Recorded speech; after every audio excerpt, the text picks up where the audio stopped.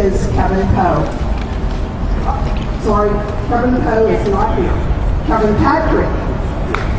Yes, we have two KPs voting for, so you got to keep them straight. Yeah, don't keep us straight, just vote for Kevin on May 11th. We'll be alright. My name is Kevin Patrick, and I'm running for House Delegates. The fact that we are out here today, this is what the founders intended. This is the final check on tyranny. We need to restore our Constitution, and that doesn't mean just cutting spending on things we don't need. It means making sure Congress follows the Constitution.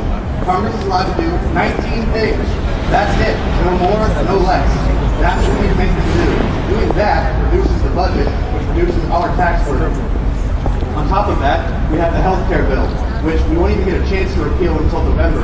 So there is a bill currently in the House, H.R. 4995, which removes the individual mandate for insurance.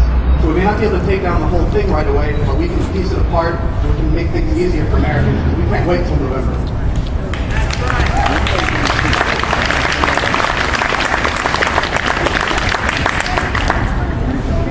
We have two anniversaries this week.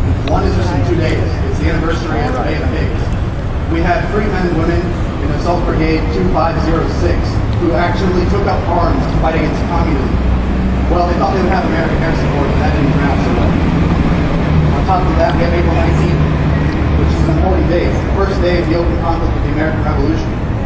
We here today are the sons, if not by blood, then by spirit, of April 19th, 1775. That was when Americans first stood, and they said no more. They were attacked 3 times. They defended themselves each time, and then they retreated because they knew an offensive action would have consequences that they weren't ready for yet. The 3rd time, however, they set up a rolling ambush, and the regulars fled back to Boston. And the next morning, they woke up with 20,000 Americans surrounding Boston in siege. That was the first thing that we did as Americans. That was the first message to tyranny, and that's the one that we need to send again today.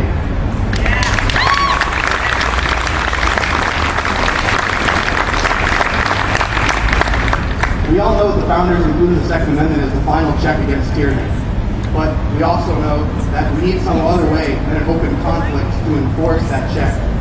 That check is happening this April 19th in Northern Virginia. It's an open carry march where many protesters will be carrying firearms.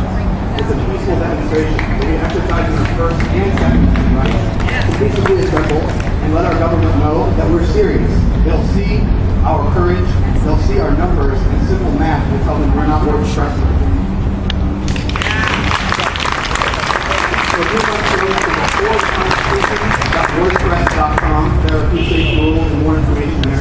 You'll be at Fort Hood National Park. You'll be able to go right up to the Potomac as close as you can get to D.C. with their also Constitution-friendly laws. And as close as you can get, you'll be able to look at Washington. It's happening for the sister march inside D.C., the Second Amendment March, which is unarmed, but also for the same purpose. So I would ask you to educate yourselves, to learn about the candidates, to support the pro-liberty candidates, regardless of party. It's not about party, it's about Americans, we the people versus the state.